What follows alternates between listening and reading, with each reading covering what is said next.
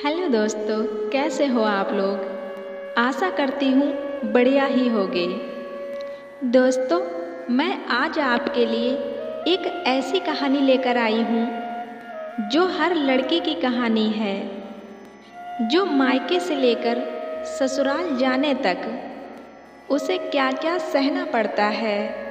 इसलिए हर एक लड़की को अपने हक की लड़ाई जरूर लड़नी चाहिए। तो चलो कहानी को शुरू करते हैं। कहानी को शुरू करने से पहले अगर आप मेरे चैनल पर नए हैं तो प्लीज़ मेरे चैनल को सब्सक्राइब ज़रूर कर देना और साथ ही बेल आइकन को प्रेस करके ऑल पे क्लिक कर देना, जो कहानी की नोटिफिकेशन आपको सबसे पहले मिल जाए। और कहानी अच्छी लगे तो प्लीज़ वीडियो को लाइक शेयर ज़रूर करें। शर्मा जी की पत्नी शशि अपने छोटे बेटे की शादी को लेकर बहुत परेशान थी। कितनी सारी लड़कियों की फ़ोटो देखी, लेकिन एक भी लड़की उन्हें अपने बेटे के लिए बहू के रूप में पसंद नहीं आ रही थी। थोड़े दिन बाद शशि अपनी बहन के घर एक गोद भराई के एक छोटे से फंक्शन में गई थी। उन्होंने वहाँ एक लड़की देखी। उनको वह लड़की बहुत अच्छी लगी। उन्होंने घर आके सबको बताया। सबने कहा ठीक है, बात को आगे बढ़ाते हैं। उन्होंने कुछ रिश्तेदारों से पता कर लड़के के माता पिता से बात की और लड़की की तस्वीर मांगी अपने परिवार को दिखाने के लिए, और मिलने का भी तय कर लिया। लड़के के पिताजी ने लड़की की फ़ोटो भेज दी। जैसे ही शशि जी के पति और बेटा कुणाल दुकान से आए, शशि जी ने उन्हें फ़ोटो दिखाई और बोली, मुझे यह लड़की बहुत पसंद है, मैं इसको ही अपने घर की बहू बनाऊंगी। इतना सुनकर कुणाल को गुस्सा आ गया। कुणाल ने कहा, मम्मी आपने अपने मन से ही मेरी शादी को कैसे तय कर दिया? क्या आपने मुझसे एक बार भी पूछना जरूरी नहीं समझा और सीधे लड़की देखी और शादी फिक्स कर दी? और तो और लड़की देखने के लिए भी हाँ कर दी। एक बार भी मुझसे पूछ लिया होता मुझे लड़की पसंद है या नहीं। तभी कुणाल के पिताजी बोले, बेटा इसमें तुम्हें क्या पूछना? क्या हम तुम्हारे लिए गलत लड़की का चयन करेंगे? और अगर ऐसा होता तो कब का कर चुके होते। तुम्हारी माँ ने पता नहीं कितनी सारी लड़कियों का फोटो देखने के बाद इस लड़की को पसंद किया है।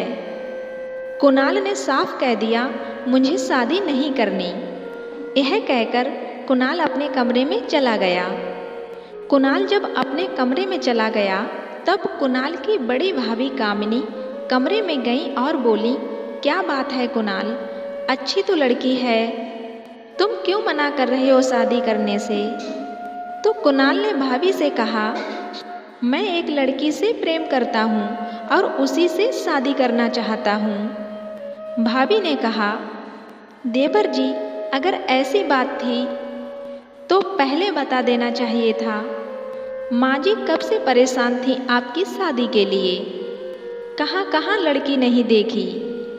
कुणाल ने कहा, अगर कोई मुझसे पूछे तब तो बताऊंगा ना। क्या मैं अपने आप से कहूँ कि मैं शादी करने जा रहा हूँ?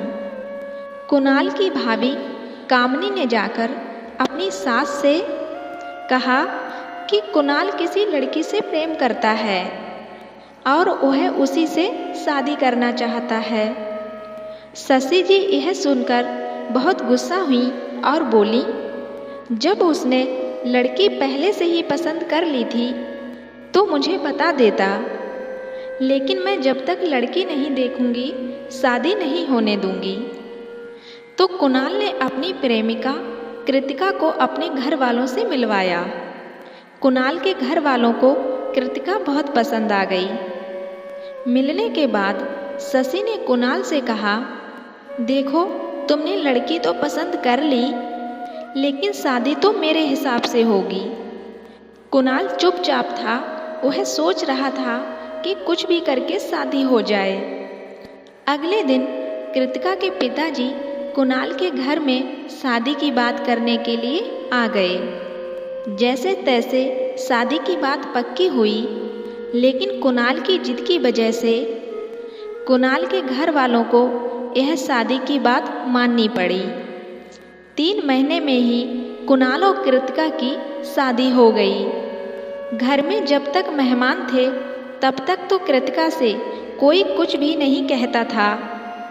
जैसे ही सारे मेहमान चले गए, उसके अगले ही दिन कृतिका की सास शशि जी कृतिका के कमरे में गईं और जाकर बोली, बहू, सूरज कब का निकल चुका है, अब तक सोई रहेगी क्या? सुबह सुबह सबको चाय पीने की आदत है। आज तो देर से उठ गई, लेकिन कल से 6 बजे के पहले ही सबको चाय बनाकर दे देना। और हाँ, बड़ी बहू कामनी भी 8 बजे तक अपने ऑफिस चली जाती है। उसका भी नाश्ता 8 बजे तक बन जाना चाहिए। अभी तो कृतिका के हाथों में रखी मेहंदी का रंग भी ठीक से छूटा नहीं था। कृतिका जो सुबह 6 बजे सोकर उठती थी और रात के 12 बज जाते थे, फिर भी उसके काम खत्म नहीं होते थे। कृतिका टेंशन में होती थी कि कल सुबह जल्दी उठना है, नहीं तो नींद भी नहीं खुलेगी। कृतिका तो यह भी भूल गई थी कि उसकी नई नई शादी हुई है। कितने सपने संजोए थे, शादी होने के बाद खूब मस्ती करेंगे, लेकिन यहाँ तो जब से शादी हुई है, इस घर से एक दिन भी बाहर नहीं निकली। कभी कभी तो वह सोचती थी कि इस घर में मैं बहू के रूप में आई हूँ या एक नौकरानी के रूप में आई हूँ। क्या लड़की की शादी इसलिए होती है कि वह मायके से ससुराल जाकर एक नौकरानी बन जाए? क्या क्या सपने सजाए थे कृतिका ने। कृतिका भी टीचर बनना चाहती थी, लेकिन अब उसे लग नहीं रहा था कि यहाँ रहकर वह पढ़ाई कर पाएगी। एक दिन रात में कृतिका ने अपने पति कुणाल से कहा, कुणाल, ऐसा नहीं हो सकता कि हम लोग किसी दूसरी जगह जाकर किराए के मकान में रहें, जिससे कि मैं पढ़ाई कर सकूं। यहाँ तो मैं सुबह से शाम तक सिर्फ काम ही काम करती हूँ। तो कुणाल ने कहा, क्या तुम यह कहना चाहती हो कि मैं अपने माँ बाप से और भाई से अलग होकर कहीं और रहूं? इस दुनिया की सारी औरतें यही सब तो करती हैं। ससुराल में एक लड़की क्या करती है? घर की देखभाल। और फिर कामनी भाभी भी तो सुबह से शाम तक नौकरी करने जाती हैं और शाम तक आने के बाद घर के काम में हाथ बटाती हैं। कृतिका समझ गई थी कि अपने पति से कुछ भी कहना बेकार है। वह अपनी जिंदगी को अपनी नियति समझकर जीने लगी थी। आज सावन का पहला सोमवार था। कृतिका ने व्रत रखा हुआ था।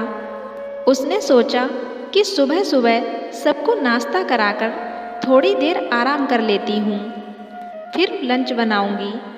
अभी कृतिका बिस्तर पर लेटी ही थी, तभी कृतिका की सास की आवाज़ आई, बहू, जरा 2 कप चाय लेकर आना। कृतिका ने सुबह से कुछ नहीं खाया था। वह बहुत थकी सी थी और उसके सिर में भी दर्द हो रहा था। लेकिन इस घर में कृतिका का दुख दर्द कोई भी समझने वाला नहीं था।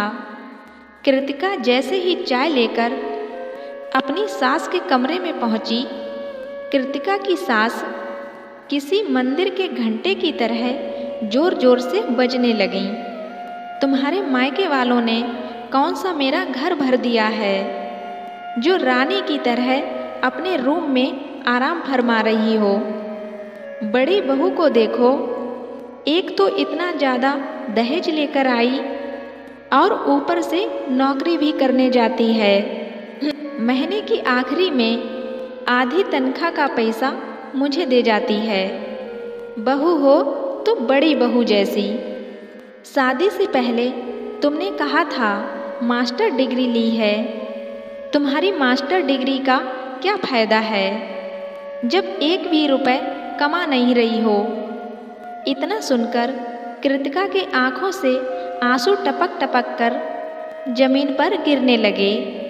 कृतिका के गले से बस इतना ही निकला, माँ जी आज सावन का पहला सोमवार था, इसलिए मैंने व्रत रखा हुआ था और सिर में भी दर्द हो रहा था, इसलिए थोड़ा आराम करने चली गई थी। कृतिका के कमरे से बाहर जाते ही शशि जी की सहेली ने कहा, आजकल की बहुओं का यही हाल है, बस बहानेबाजी करती हैं जिससे कोई काम ना करना पड़े। एक हमारा ज़माना था, सास को एक बार भी टोकने का मौका नहीं देते थे और आजकल की बहुएं तो झट से जवाब देती हैं। आज कृतिका के आत्मसम्मान को ठेस पहुंची थी। उसने मन में सोच लिया था कि बस अब बहुत हो गया, अब वह भी नौकरी करेगी। आखिर उसने भी तो इतनी पढ़ाई की थी। आज मेरी जेठानी नौकरी करने जाती हैं तो उनसे सब घर में इज्जत से बात करते हैं। शाम होते ही जैसे ही कृतिका की जेठानी काम से घर आती है तो कृतिका तुरंत पानी और चाय बनाकर देती है। लेकिन आज कृतिका की जेठानी घर पर आई तो कृतिका ने ना ही पानी और ना ही चाय बनाकर दी। कृतिका की जेठानी को जब उसकी देवरानी कहीं नहीं दिखाई दी तो वह उसके कमरे में अंदर चली गई। उसने अंदर जाकर देखा तो कृतिका अपने बेड पर सोई हुई थी और रो रही थी। कृतिका की जेठानी ने कृतिका को अपनी गोद में लेकर कहा, क्या हो गया बहन, क्यों रो रही हो? तो कृतिका ने दोपहर की सारी बातें अपनी जेठानी को बता दी।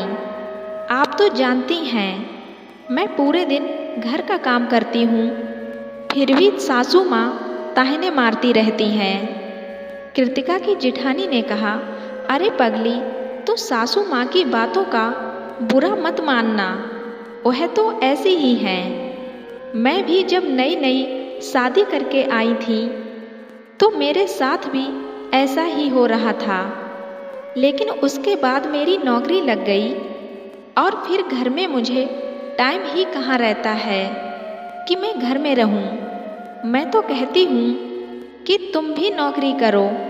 मेरे ऑफिस में एक एम्प्लॉय का पद खाली है, तनख्वाह तो ज़्यादा नहीं दे पाएंगे, लेकिन तुम कहो तो मैं बात करूं।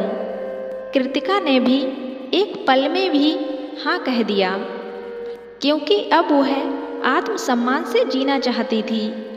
कृतिका की जेठानी ने उसी समय ऑफिस के हेड को फ़ोन लगाकर बताया कि मेरी देवरानी है, आप कहो तो कल मैं इंटरव्यू के लिए साथ ही लेकर आऊं।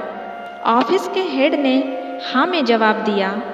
अगले दिन कृतिका इंटरव्यू देने गई और ऑफिस में उसका सिलेक्शन हो गया।